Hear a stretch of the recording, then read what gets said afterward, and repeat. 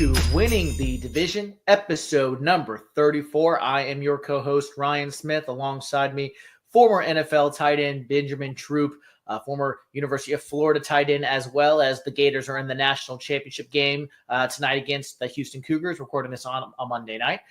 And also a Cougar in the building tonight. Our guest is a former BYU quarterback, Heisman Trophy winner at that. NFL career, played for the Packers, the Eagles, the 49ers, the Browns, the Lions, and then a stint with Ben's team, the Falcons as well. You know him now as the head coach of Gilbert North, head football coach there. Let's welcome the great Ty Detmer to Winning the Division. Ty, how's it going? I'm good. How are you guys? Great. We are outstanding. It's so good. Breaking news. This is Winning the Division's first Heisman Trophy winning quarterback on the Winning the Division. So we are breaking history here tonight. So I just want to start out, if I could, just taking it back. We'll get to where you are now in your coaching career and obviously at Gilbert North. But BYU, why BYU? How did you kind of get your start in football, and then what led you into BYU and being the Heisman quarterback that you become? Yeah, my dad coached high school football for over 50 years in Texas, so I grew up around athletics. I mean, he coached as a young coach. He coached baseball, basketball, a little bit of everything, leading up to it. But he was primarily a football coach, head football coach, and I got to be ball boy, be around the team a lot. And, growing up in Texas, that was kind of the thing to do. And so, background is just growing up around it. And when I got to high school, he was a little ahead of his time. We threw the ball, for the late 80s, mid 80s. That was kind of rare for teams to throw it. And BYU had won the national championship in 84, kind of opened my eyes to a team that was throwing the football. I wasn't very big, very fast, so I wasn't going to go run the option anywhere. But I needed to go somewhere and throw it. And BYU was a great fit with their tradition of putting out quarterbacks from Gifford Nielsen, Mark Wilson, Jim McMahon, Steve Young, Robbie Bosco. You go down the list, guys that played in the league and had a great foundation from playing at BYU in order to get to the NFL. I mean, Ty, you talk about some great names. I mean, how much was watching a guy like Steve Young to say, well, okay, they're gonna Steve Young did everything but win the Heisman, at BYU. You did everything you did and won the Heisman. Being able to see somebody to say, okay, because I know, like you say, early 90s, late 80s, if you can run the option, you get that's what everybody was doing. And you go, man, I got to find somewhere that fits my skill set. Was having guys that came before you that give you showing that, hey, man, I can get a chance to go out there and be who I am. And not only seeing them, but seeing them have success at BYU. How much did that play into saying, okay, I mean, I'm not, obviously the hardest thing we try to get away from is comparison, but you come in there, you redshirt and then you start playing. But how was watching somebody ahead of you, kind of give you, that optimism to say, okay, man, I think I can go out here, and if they give me a shot to be myself, I think I can be successful here. Yeah, it was that was big, just understanding what that line looked like.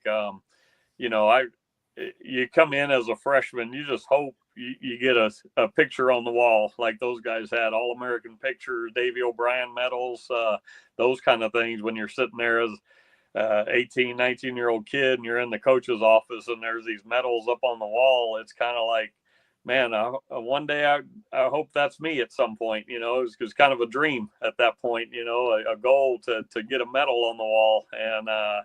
And so, having those guys come before you really set the table for me, because you had McMahon finish second or third in the Heisman, Bosco second or third, Steve Young second, third. They put BYU on the map, and fortunately for me, my junior year, we had the schedule to be able to get some credibility with the beating Miami early in the season, who was ranked number 1. But those guys that came before, seeing them have success and a place where you could go and win throwing the football was very appealing to me, and just the style of BYU, Lavelle Edwards, Norm Chow's our offensive coordinator, the style that they had, of coaching style really fit me and allowing me to go out and play and not be worried about making mistakes and those kind of things.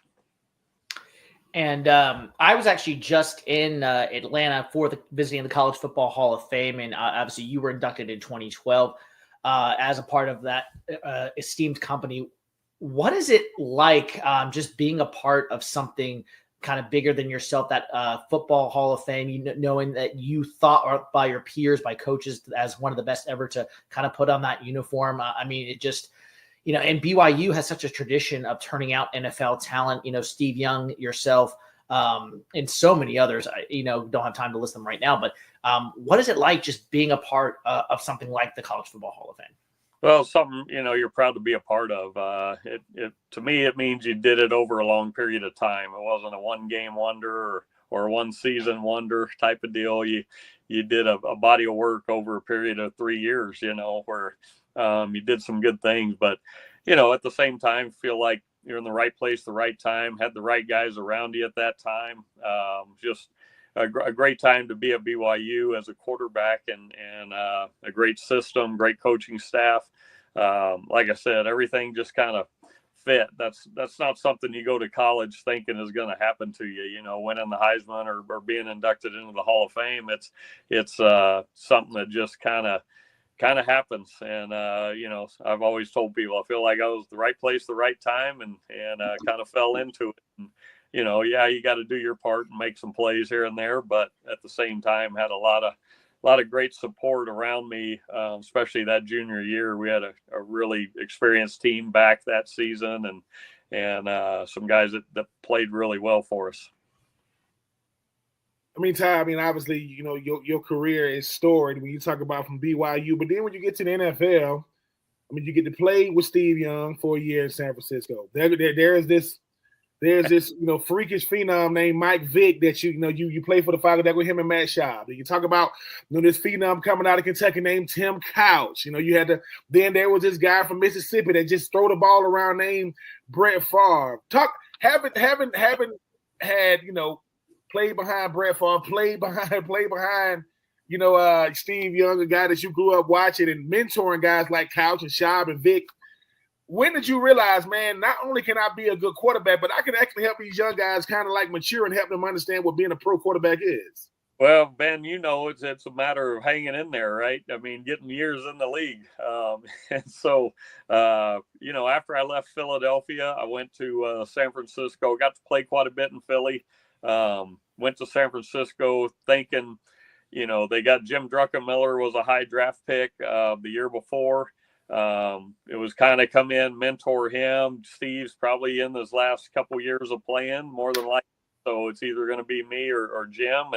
And either way, it's going to be a good situation. And then I get traded the next year to Cleveland and they draft Tim Couch. And kind of at that point, it was, okay, this is probably going to be my role and I'll keep my head down, my mouth shut and help the young guys and see how long I can ride this out. So, when you go into the league, you want to be the guy. You want to be that guy and go somewhere and play for 10 or 12 years in the same spot. But that wasn't my calling, I guess. It was to go and the coaches I went and played for were guys that I had a good relationship with at other teams, and with Mary Ucci and Morningwig and Greg Knapp at Atlanta when he got in there.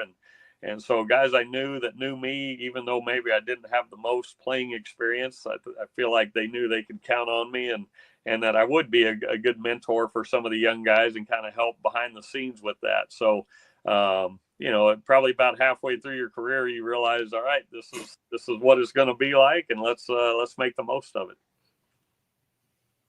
And just kind of thinking back to coaching, obviously, which is what you're doing now, how did that coaching itch kind of come about? You kind of topped out in the league and you mentoring the other guys. And then kind of when you had enough of getting hit and just kind of bring a practice, player, you decided to head into the coaching realm. How did that come about? And did you have that itch initially, or was that something that kind of grew on you over time? Well, growing up, the son of a coach, that was kind of the fallback plan all along. I was a ninth round pick, so there was no guarantee of making the team that first year. So that was kind of the fallback plan. Was I felt like, that was something I wanted to do. I loved, the scheme of the game and had great mentors in the coaching world, and felt like that was something that would naturally fit my personality and what I wanted to do. So fortunately got to, last 14 years in the NFL, and then, kind of went and did the coaching thing, coached a high school, little private school in Austin where we had settled, and really enjoyed that side of it. Not many kids in the program, I think 42 kids. And so you knew each one of them, and it was a lot of fun though, because you coached all positions and were able to kind of use your knowledge of the things you'd learned along the way to help some of them, mature and grow up and then play some ball as well. So that was always the fallback plan and something I figured would always do. Ty, you from Texas. I mean, I'm biased. I mean, I'm from the state of Georgia. I think our high school football is pretty elite. But these I've seen some of these Texas stadiums, and I'm not talking about Dallas or Houston, I'm talking about high school stadiums that's looking like Texas A&M. I mean, yourself and Drew Brees and Jalen Hurts and Matthew Stafford. What is going on with these high school quarterbacks coming out of the state of Texas, man? Well, it was kind of fun to watch because back in my day, it was a running back state. You had Earl Campbell and all the guys come through running back wise, and they were always the top dog coming out of Texas a lot of times. And so as the game progressed and people started deciding, with the zone read, we're going to put the best athlete at quarterback and we'll teach him to throw the ball a little bit. And so it was fun to see how the game changed in the high schools in the state of Texas. And then it became a quarterback state where, Baker Mayfield, he went to high school with my daughter there in Lake Travis, Austin area.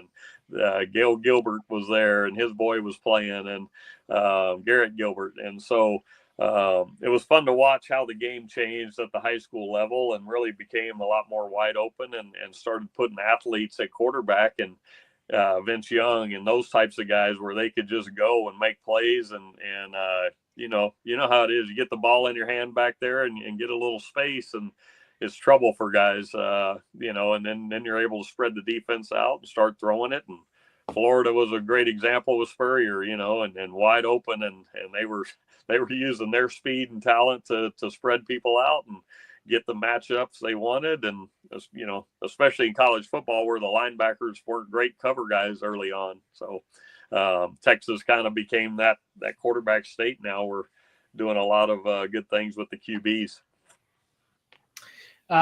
Switching gears to your coaching career specifically, and just tell us how you have kind of come about your current situation at Gilbert North and just what you're doing there and kind of what's your current landscape when it comes to coaching and kind of your philosophy. Do you have a coaching style? Is that or are you kind of all over the place? What's your coaching style? So I coached there in Austin for about 6, 7 years at the little high school, St. Andrews Episcopal, and then was hired as the offensive coordinator at BYU. So spent 2 seasons there. And it's kind of one of those things. Year 2 wasn't very good and got let go. And my wife's family is all down here in Arizona, so moved to Arizona to be closer to her family and met the guys that run American Leadership Academy here. We've got 6 high schools now in the Phoenix area, and they asked me to go be the coach at the Queen Creek campus initially. So I spent 3 years there. And then they asked me to move to our Gilbert campus when we had to make a change at that school. So been there a year, and my coaching style, I guess people would call me a player's coach. I've had great mentors. Like I said, my dad was kind of wide open, taught the game, wasn't really a drill sergeant out there just yelling at guys and do it because I said to do it. He taught you why we were doing it. And then you go to Lavelle Edwards and same type of man, where it's like calming influence, allowed you to play, enjoy the game, not looking over your shoulder, worried about making mistakes all the time, but also taught you the game with his assistants there. Like I said, Norm Chow was the OC, and a great relationship with Norm, and so, you know, and then you get in the NFL and you got all different types of coaches at that level. You know, I had Mike Holmgren at Green Bay for 4 years, go with Ray Rhodes to Philly, and it was kind of wide open with old Ray Bob, and John Gruden was the OC. So learned a ton from him, and then Mariucci with the Niners. He'd been my quarterback coach in Green Bay, and he was a lot of fun, kept the game in perspective, but also expected you to be good, and but at the same time enjoyed playing it for him and being around him. And so, you know, you take those styles, and to me, you have to be yourself. You can't go out there and try to act like somebody else. I'm never going to be a Bill Belichick and kind of the sourpuss and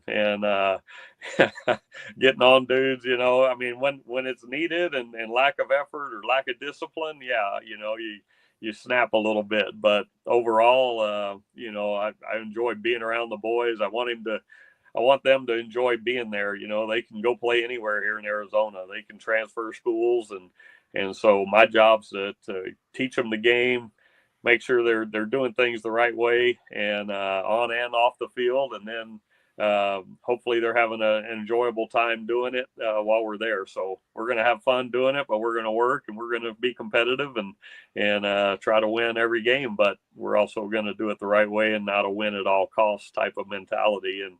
And you know what, we're going to make some mistakes, we're going to stub our toe, but you know, we're going to grow from it. So take a little bit of everything from all the guys you've been around, and then mold it into your own personality and just be you. I mean, Ty, even sticking with that, you talk about finding your identity at BYU, looking at all the guys on the wall saying, okay, I want to have my picture up there. You talk about at a certain point, when I get to the NFL, I knew being a mentor, being a backup guy is going to be my how I'm going to stay around. What point in coaching did you realize this is who I am? Because you talk about how many, you know, I mean, I don't know if the athletes change, but the times have definitely changed when you talk about NIL and all these different things. At what point did Ty Detmer say, either I'm a coach like this or I'm not going to be around? Because with so many coaches to pull from, you got Chucky, you got Mike Holmgren. I mean, Greg Knapp coached me when I was with the Raiders. Norm Chow coached me as the OC when I was with the Titans. So these coaches, you talk about, they just repackage them when they just come in, you know, a different. But at what point did Ty Detmer say, this is the type of coach I'm going to be, like it, love it, take it or leave it, this is who I am? Yeah, I think early on, you know, at that little private school, I learned a ton because we were 42 kids total in the whole program. And so, you know, you're playing some young kids maybe that shouldn't be out there in a varsity game with some of the teams we were playing. And so you got to learn to be compassionate. You got to learn to let the boys know you know them personally and you have a relationship with them. And so that probably set the tempo for me going forward, because I had to wear a lot of hats. I was the equipment manager, I was the trainer, I was the guy like dealing. I coached the freshman team, I coached the varsity team. You know, you coached all of them, and you had to have a relationship with them to just keep them out there. We needed numbers, and you know, so that early on, that experience, we were 0-10 the first year, 1-9 the next year, and we got better as we went. We've ended up, you know, 9-1 my last season there, and a lot of it was just due to getting numbers in the program and having the boys enjoy being out there. So that's probably my personality from the start, but that taught me a lot about, you know, kids got to want to be there, and they got to want to put some time in, and they got to want to be around you. And so I learned probably the most coaching those teams early on. And you look at the NFL today, and we've discussed this with a variety of guests on on this podcast. You know, quarterback money today is just outrageous in the NFL today. Is there a quarterback today that you just look at and say, you know, wow, that guy, his skills are just, I wish I had some of those skills when I played in the league or at, I mean, is there a guy that sticks out to you, or maybe or even a receiver on the other end? Is there a receiver in the NFL today that, you think, wow, if he was not my number one guy in the NFL, a lot easier lifetime when I was in the league? Yeah, for sure. Michael Vick was that guy when I was in Atlanta, just, watching him, you're just in awe at times how quick he was and how many plays he made getting out of trouble. And now you got like Lamar Jackson, Patrick Mahomes. You got some guys that really are in command of the game, and you feel like, Lamar he's one of those guys you can do so much with, and he gets you out of trouble and uses his legs, but he does a ton through the air, and I think that was the knock on him coming out was, can he beat you throwing the ball? And I think he's proven he has. They haven't quite got over the hump yet, but they're playing some really good teams at this time, this day and age, between Buffalo and Kansas City. They're a play away from winning some of those games, and so all the guys playing now, you look at the high end types of players, Josh, and some of those are they're fun to watch because they're doing it multiple ways, and the game's changed with some of the RPOs, the play action, the creativity. Detroit, and a lot of the things they were doing with Ben Johnson, it was like, oh wow, that's pretty cool. Man, they're really getting creative now on the offensive side. And so you watch some of that, and then, you got your Justin Jeffersons and the up and comers now, that you watch and you're like, man, these guys are athletes, and it's changed a little bit that way. But, I got a chance to play with Jerry Rice and Terrell Owens when he was becoming TO in San Francisco, and, had some athletes along the way that we were able to play with, and Sterling Sharp just inducted into the Hall of Fame, and that dude was the strongest receiver I've ever been around, and happy for him, excited that he's there, so the game's changed a little, the training's changed, where guys are just, they're phenomenal athletes, but it's just, it progresses, just like, when Ben and I were out there playing, it was different than in the 60s or 70s when guys they needed training camp because they didn't train year round. They had to get another job a lot of times. So it just keeps progressing, just like anything, and the money goes with it. So, excited for those guys that they're getting paid, and all well deserved, with what they do with their bodies and everything on a weekly basis. I mean, Ty, you mentioned a guy like Ben Johnson with his offensive creativity. I mean, I'm not too many years removed from Sean McVay, and oh my God, look at the way he's using, these motions. And you look at a couple of years ago, Mike McDaniel, what he was doing pre-snap. These offensive coordinators are offensive minds. Yeah. Is it harder to call? Is it easier to call plays, obviously, when you got the personnel, or do you say, look, this is how I call plays? Either these guys gonna get up to speed, or we're gonna have to be really, really vanilla on offense? Yeah, no, they get wordy, in the league. It's long play calls because your shifts and motions, and you might have a one-man route, and you're going to be, brown right, tight close, Z counter motion, sprint right, Z drag, and it's just a one-man route to Z, and you're calling all these things to get him one-on-one or the ball in space. And so guys are creative. Guys got to put a ton of time in to learn it, and the real professionals do.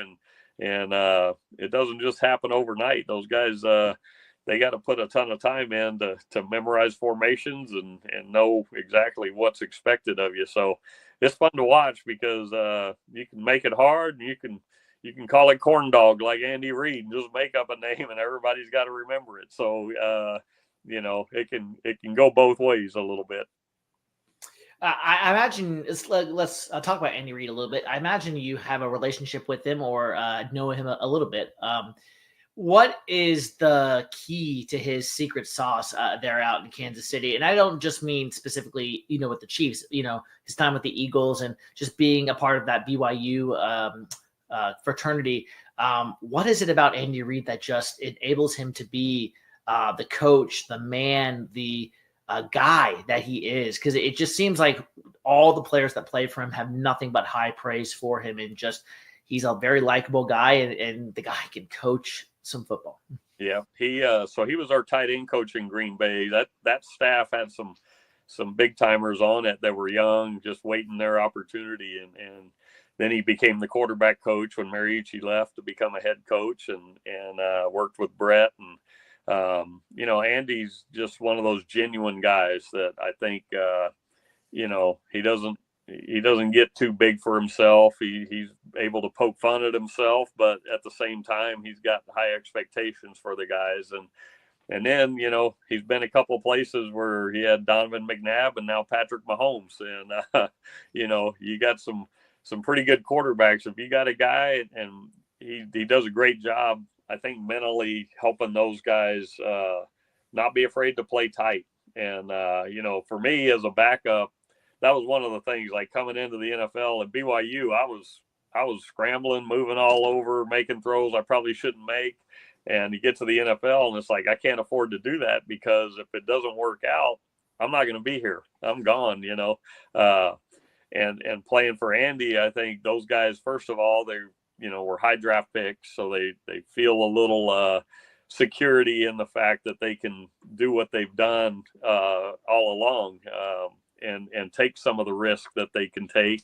And then Andy gives them that confidence to do those types of things and puts the ball in their hand. And he does a great job of mentoring those guys and having a relationship with them to where they trust him and he trusts them. And it's been great for him. So he holds it all together. Guys love playing for him because he is genuine, and he, he's not the guy out there pumping his own chest, and he lets other people do that for him, and allows the players to get a lot of the praise and everything. And I think just his personality really fits and resonates with a lot of the players, and they enjoy being there and playing for him.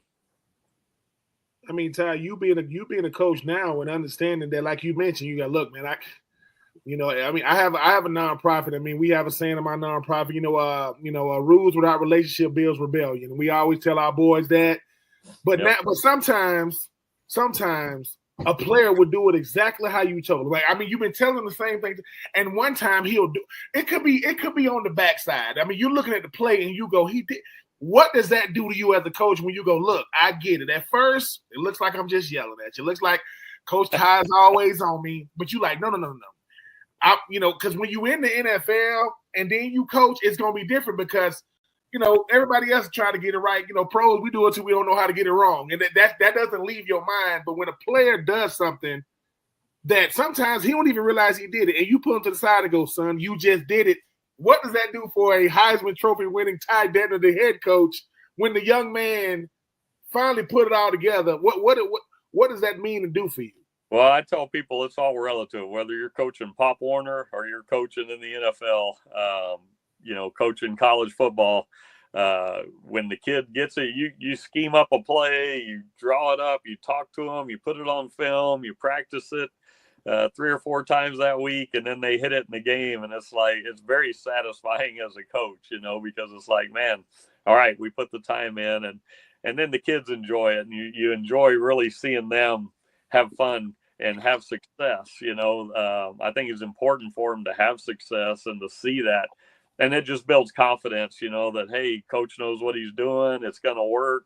Anytime you put in a new play, they have confidence that that play is going to work that week. And so it's fun. And when they don't do the right thing, that's frustrating on the other side. You gotta be able to manage that frustration and pull them over, put your arm around them and say, hey, now we talked about this. You got to make sure you understand what you're seeing, and those kind of things as well, So it can go both ways, but when it works, it's nothing better, because it's like, man, I saw it on film. We drew it up, we put it in, we practiced it, and then we hit it. And it's like, man, that was awesome, So probably some of the most exciting times I've had are as a high school football coach, winning a game you probably shouldn't have won, and you get just as excited as going out and beating Miami ranked number 1 as a player, So it's all relative.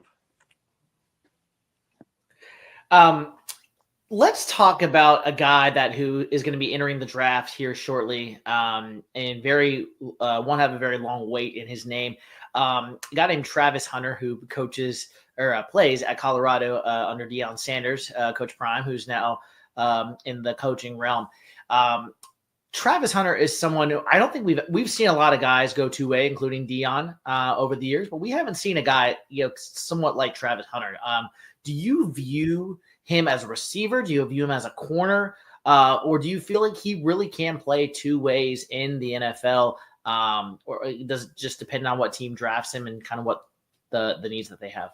Yeah, it'll depend on who takes him and what they feel like they can do with him. I know I coached Taysom Hill at BYU as a QB. That's right, yeah.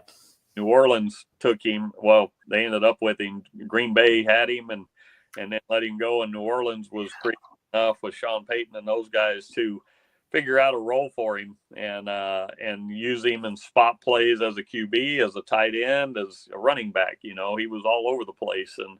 And so it's going to take somebody special to take him. And it may be a handful of plays on offense, just maybe be a decoy one week, the next week get the ball in his hands, some of those things. But I don't see it being like it was at Colorado where he's going to be, it's too tough a league. You get a little fatigued. It's a long season. There's too much time spent on the offense and the defensive side with adjustments and all the formations and different things. So they may have a small package for him initially and try to get him involved. But, that guy's from Georgia too there, Ben. He's a Georgia native.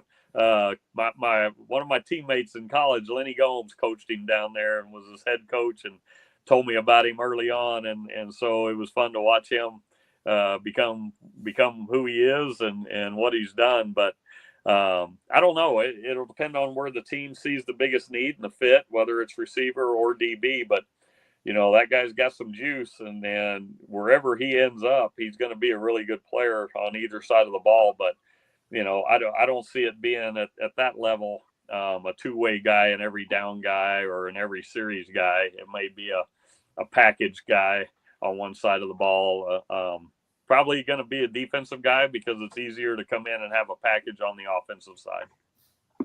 I mean, Steve Smith Sr., the great Steve Smith Sr., Carolina Panther great. He was at his pro day. And he said, Travis Hunter's a jack-of-many trades, but NFL, they don't pay you for being a jack-of-many trade. They pay you for being a craftsman. You got to be a craftsman. Now, you got I think that Taysom Hill is the biggest exception to the rule. Yeah, but he's not doing anything in New Orleans that he wasn't doing at BYU. It's just that Sean Payton at the time had enough, clout that who's going to question Sean Payton at the time? Only person had to understand was Drew. Hey, Drew, what? Right. We got this guy. He's a hybrid. Listen, he don't even use gas. He charges at night, and this is what he does when he shows up. How do you get a player like Travis Hunter, even though they ain't gonna have to sit him down, but to let him know, try to say, look, Travis, listen, we happy that you here. We love Deion. This ain't Colorado. That ain't Colorado State. That's Buffalo. That's Denver. Yeah. How quick of a conversation is going to be telling Travis when the press conference is over, he's in there with the head coach, he says, listen, Travis, you are a DB, just like Deion. And Deion's bet and the whole fact that Deion played receiver, that's kind of a misnomer too. He did play, but he wasn't no Pro Bowler. He wasn't no, he's Deion Sanders on offense. How quick would Travis Hunter understand, look, you're going to make our defense really, really good because hopefully you can take away one side of the field, like Deion. But just like Deion, if you do catch a pass, congratulations. Get back out there and cover Jamar Chase and Justin Jefferson. Probably about the time he signs that signing bonus, and then he'll be like, okay, cool, whatever they want to do. I'm getting paid good. I'll do whatever they ask me to. So, everything I've heard, he's a great kid, very coachable. He's going to want to be involved and help his team win. But, like you said, it may be, a handful of plays on offense just to kind of see what the defensive adjustments are going to be or what they need to do. But I feel like that's an easier transition than going out playing receiver and then going try to play corner, a handful of snaps a game. I think he'll focus on the defensive side and then rep a little bit at receiver. Before I say my question regarding the draft, Yeah, like Ben said, Taysom Hill is someone, as a Panthers fan, Ben's a Falcons fan. Taysom was just a thorn in the side of the Panthers, especially, but also the Falcons. So, yeah, that was a great pick by Sean Payton. Taysom Hill wrecked both of our teams for absolute years down in the Big Easy, and we'll see where he ends up this year. I know it's not going to be in New Orleans, but yeah, Taysom Hill, one of the best to ever put on a Saints uniform, at least in the recent years, and also at BYU. So, heading into the 2024 draft, we mentioned Travis Hunter. Is there a player that you've kind of watched go through college football that sticks out to you in this draft? Someone that you think is going to be a really good pro? And I don't necessarily mean, go number one specifically. Just is there a player that you've watched, I guess, in your time watching college football this season that you think, depending on who drafts him, that guy's going to be a pretty good pro and the league better watch out? Yeah. I honestly don't know if it's the year for quarterbacks.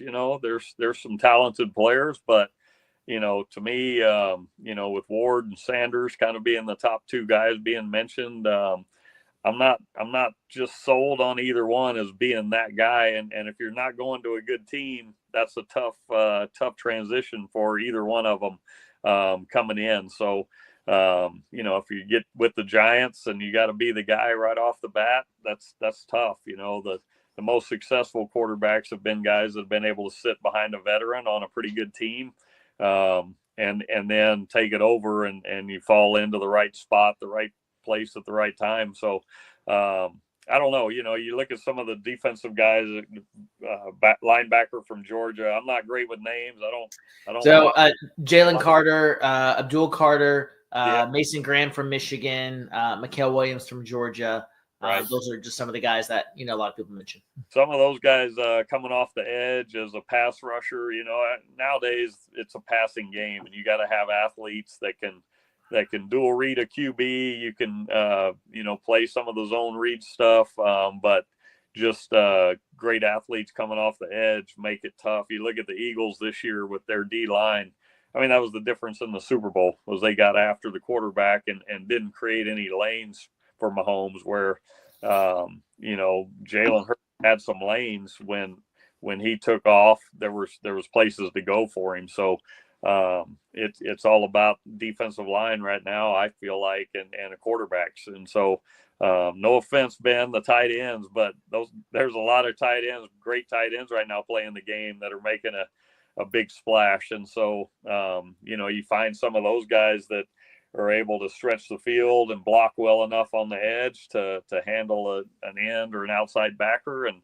But some of these guys playing now, defensive guys, you look at their times and their size and body weight, and it's just like, man, those guys they're flying around the field right now and making it tough on QB. So, I think some of those guys will be impact type of players right off the bat. Some of the defenders you mentioned from those teams.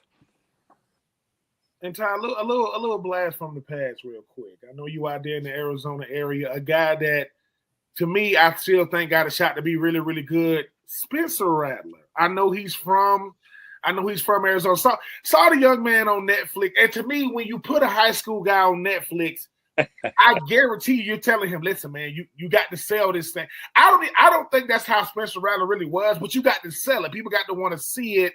He goes to Oklahoma. We get it. Caleb Williams. He ends up in South Carolina. Now he's in New Orleans. A guy that obviously you knew about, being in that area.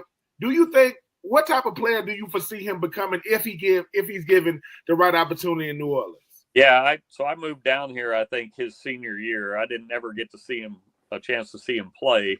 But everything I'd heard about him was the guy was creative. He could make plays on the run, throws really well from different angles, different, body positions. I felt like when he came in, he played pretty well for New Orleans being the first year.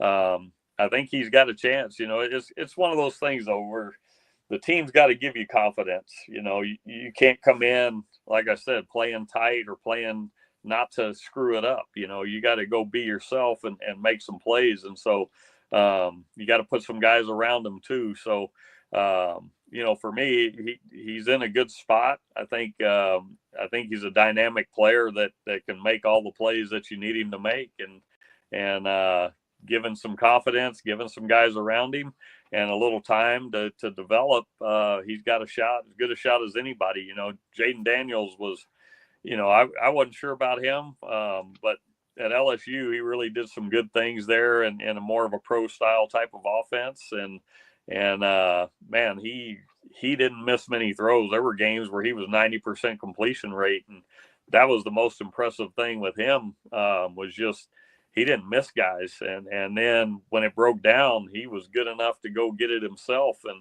And that guy, obviously a difference maker, turned a franchise around in year one. So, you know, Spencer, you know, has got some of those same qualities if given the confidence and the backing behind him. He's got a chance to be that type of guy too. There's a guy in this draft from the University of Arizona, Tet McMillan, originally from Hawaii, but plays receiver and actually used volleyball to become a wide receiver prospect. Not a lot of people may not know that about him, but have you? I'm assuming you've seen him play at Arizona. And what is a team getting in Tet McMillan? My Panthers might draft him at 8. We'll see. Y'all are not drafting Tet. Okay, that's not going to happen, Smitty. I'm just telling you. Don't be trying to get Ty. Ty don't know. Ty do not know the people in Arizona. Y'all are not getting McMillan. I'm just telling you that right now. That better not happen. Well, I watched him play New Mexico. My nephew's on the staff at New Mexico last year. He's now at the University of Utah, and I was watching that game, and I was like, man, you guys got to cover this guy. Like, he's a big, athletic, strong receiver, you know, kind of fits the mold for what teams are looking for. And that dude, I think he had 300 yards receiving against New Mexico, and Bronco's a pretty good defensive coach for New Mexico. So, you know, just watching him and the things he did with the ball in his hand after the catch was impressive as well. So, in my mind, that dude, he's got a real shot to be a big time guy, and whoever takes him, I think, is going to be excited with him. Ty, the thing about being, you know, I heard not to compare myself to Michael Strahan or to, you know, to you, is they asked Michael Strahan, man, what are people going to remember about you? He said that my post career is going to be better than my actual career, which is hard to do with the career that Michael Strahan had. I look at you and I say to myself, won the Heisman, 14 years in the NFL. I mean, mentored Vic and Shaw. Shout out to Matt Shaw class. 2004 draft class. Don't get enough love, you know, for our draft class. And then you talk about Tim Couch playing with Steve Young, Brett Favre, but now you coaching. I always say, you know, we in different quarters of our lives. I would say that Ty Detmer is in maybe the third quarter, because you got coming out the womb, then you got college and pro that second quarter. This your third quarter.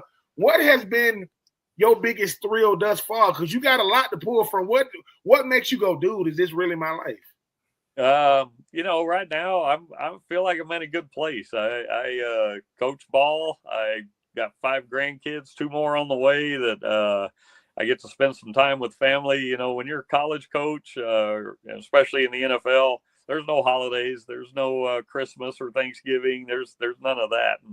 And now doing what I'm doing, I get my fill of football. I get to be around some great young men, a bunch of other coaches. Got Toby Wright, Maurice Green, the Olympic gold medalist, 100-meter record holder. He coaches with us, around some really good guys, and have a great time and get to do what I love. But at the same time, I get to have a life outside of football too. So, you know, I feel like I'm in a good place and really enjoying life right now, getting to do what I like to do and with the people I like doing it with. So it's been good. Yeah, and my last one for you, Ty, and again, thank you so much for your time here on Winning the Division. Kind of picking back off what Ben said about, you know, just coaching right now. It seems like a lot of private quarterback coaches out there, you know, yourself, you've got Jordan Palmer, you've got John Beck, also at BYU, a lot of you guys out there. What is it about players who just kind of transition to coaching, and what is it that attracts these you know, and I'll just mention, you know, Jordan Palmer as an example. You know, he works with guys like Joe Burrow, Josh Allen, you know, John Beck obviously works with some of these guys as well. What is it that what attracts these top NFL guys to come work with these private guys in the offseason? Kind of for our listeners who may just not be know enough about that. What are they working on in these private coaching sessions in the offseason when these players are not with their NFL coaches? What are some of the things that are going through the offseason, and as they're getting better, what are some things that they're working on? Yeah, a lot of these guys probably don't need it, but I feel like it's a security blanket for them. Like, I'm doing everything I need to do. I'm leaving no stones unturned. I'm still working on my craft, trying to just fine tune the little things so that when they happen in a game, it's not the first time I've ever done it before or things like that. So, I think for the top guys, do they really need a special quarterback coach? No. I mean, we never had any of that coming up. Brett Favre, I mean, that dude never worked with a technique guy. He's just his own guy, and had his own throwing style and those kind of things. So, but I think a lot of guys just like that security blanket of somebody they can go to and they can talk to about the more of the mental side of things and just rely on to keep them in the right place mentally. And then, like I said, feeling like they've done everything they can do to be successful by staying sharp with some of the training things.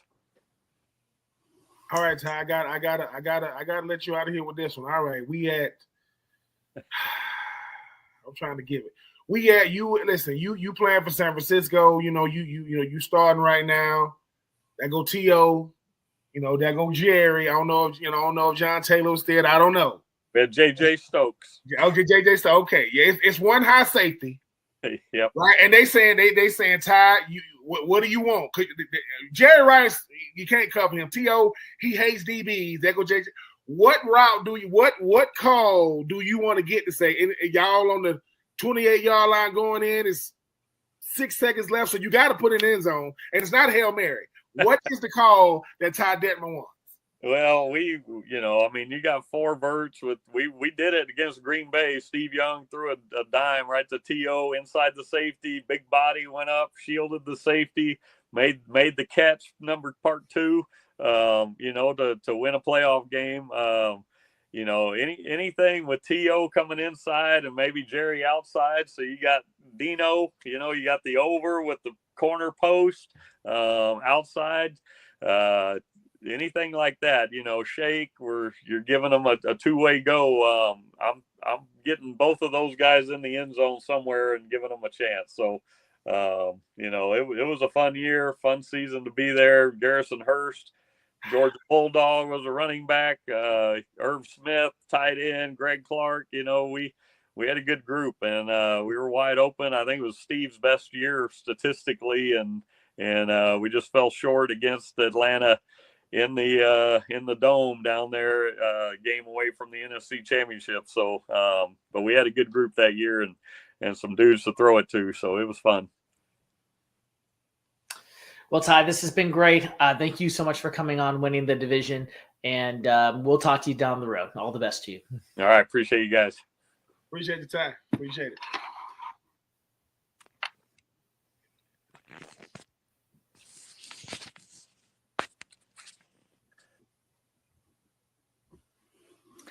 And ladies and gentlemen, that was the great Ty Detmer, Heisman Trophy winning quarterback from BYU, Birmingham University.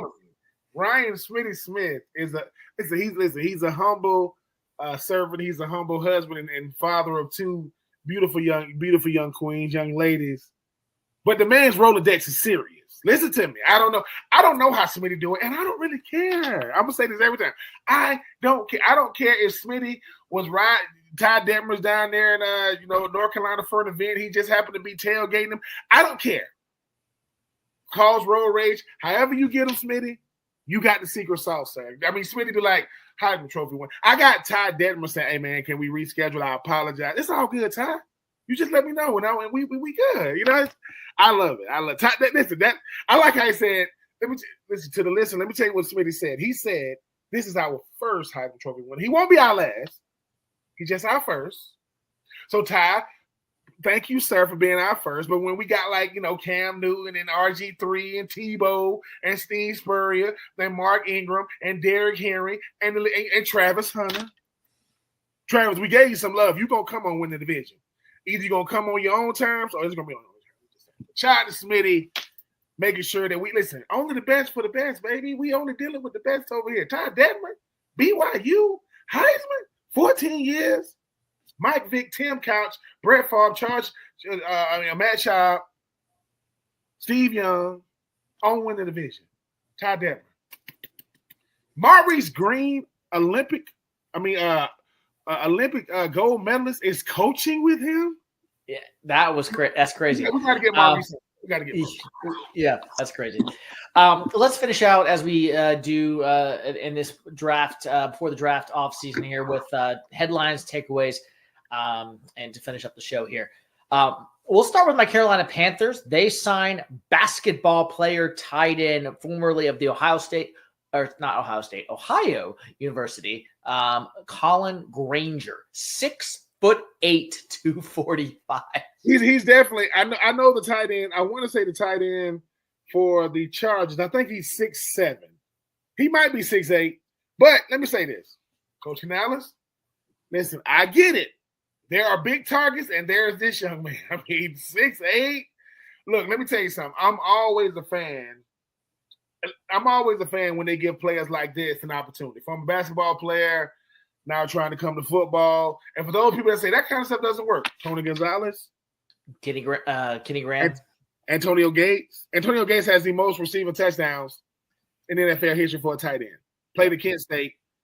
Played basketball. So congratulations. And it's funny, you have this conversation. I'm sitting there talking with my nephew today, talking about how, listen, man, basketball players can't just play football. They don't just happen. He's about, well, the Panthers just signed. So yeah. Okay. Yeah, Jimmy Graham. I couldn't think of his Jimmy Graham, yeah. Jimmy Graham, Antonio Gates, Tony Gonzalez, yeah. And the greatest basketball player turned football player, even though he's a high, that would be Julius Peppers. Oh, yes. How could I forget about him? Yes. And people say he couldn't have went to the NBA. You bet. Who yes. could? Julius Peppers would have been a Hall of Famer in the NBA had he gone to the NBA. Because I want to say when he played for North Carolina, they went to the Final Four. Yes. I'm just saying. Bad man. Let's talk about Geno Smith. He and Pete Carroll have unfinished business together in Las Vegas.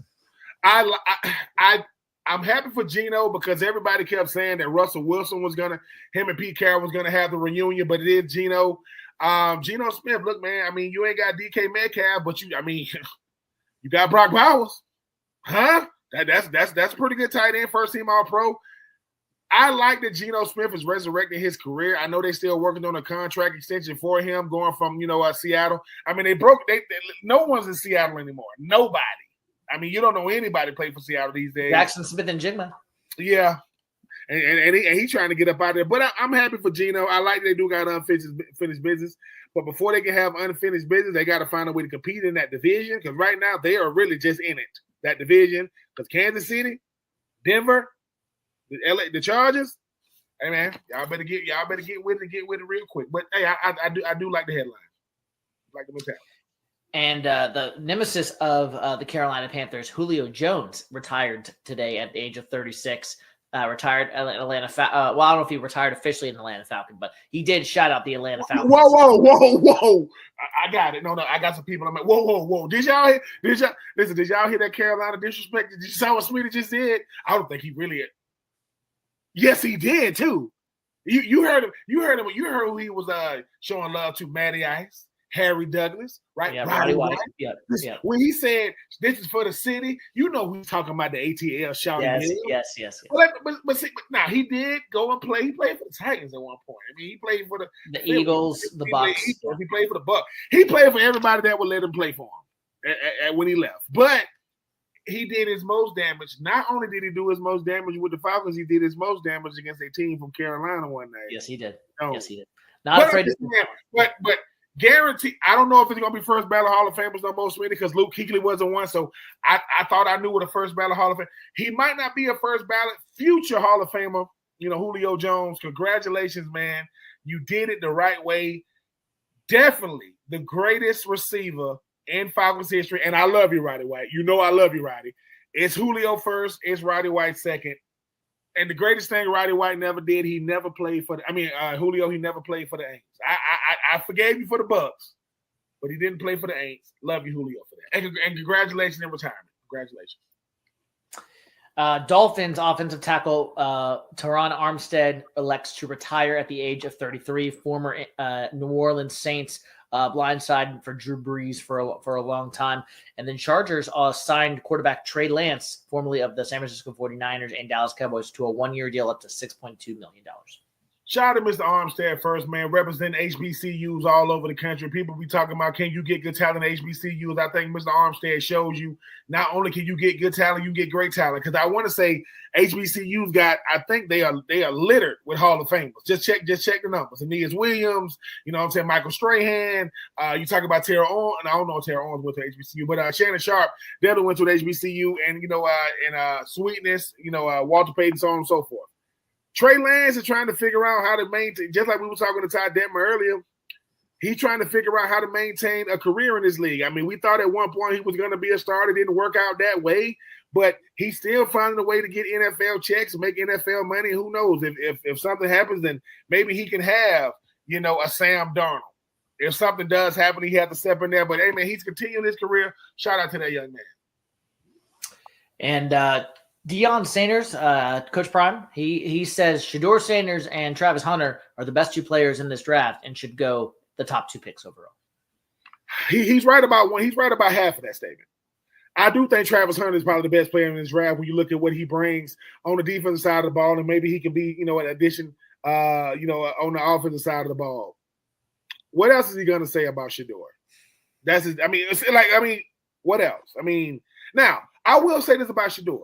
To this negative publicity that he's getting coming from these anonymous GMs and anonymous scouts, put a name on it. Isn't it crazy that all this controversy just happened to happen when he's getting ready to come out for the draft? Heard none of this stuff in Colorado, none of this stuff in Jackson State. You and I both know they can't put names on.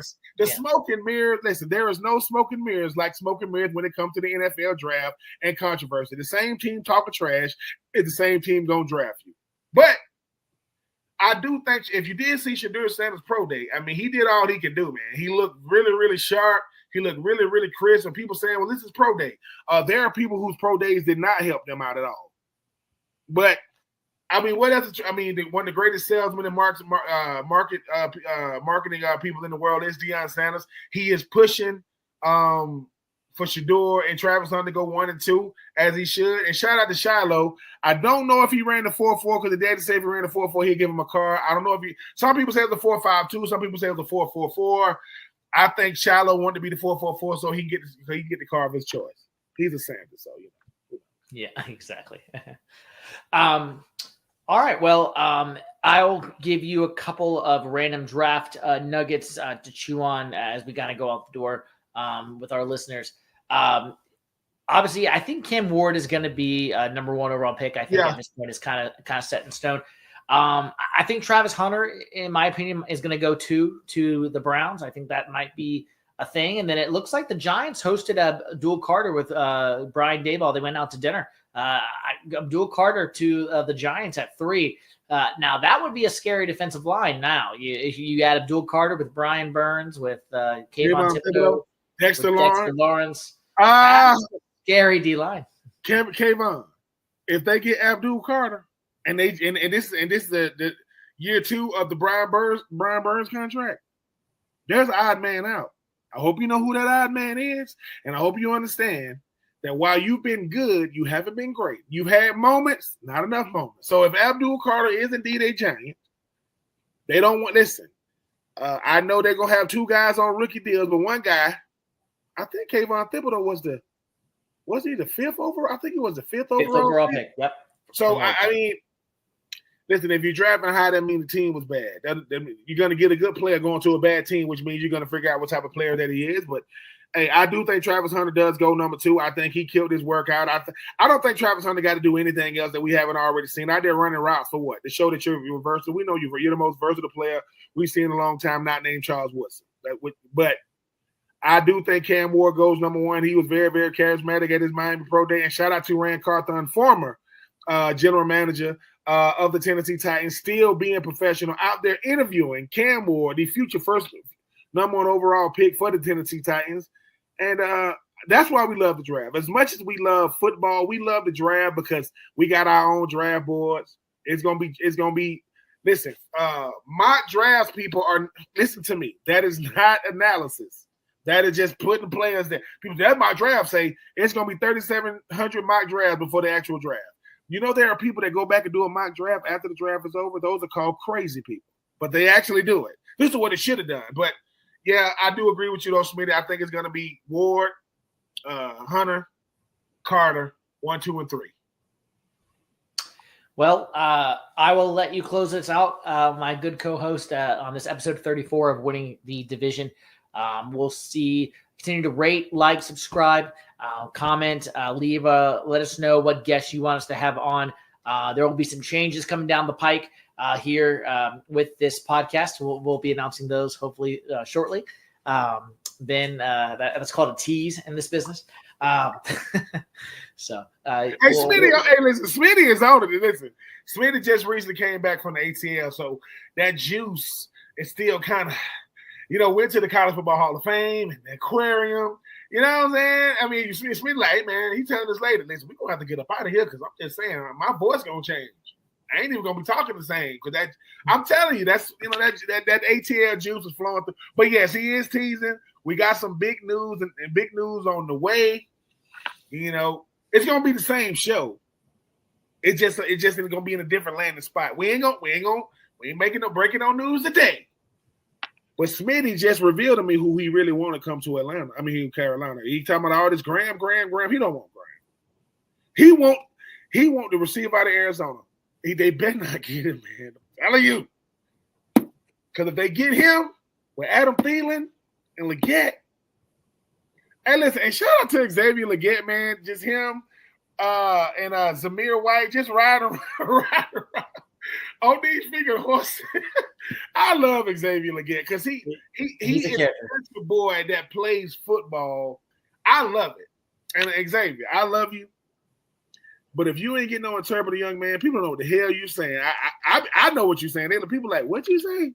And you'll say it the same way. Love you, Xavier. Love you. Keep doing your thing, sir. All right. Well, that was just here on Winning the Division, episode 34. Remember, you are either winning the division or you were just in the division. For Ben Troupe, I'm Ryan Smith. We'll see you guys next week for another edition of Winning the Division.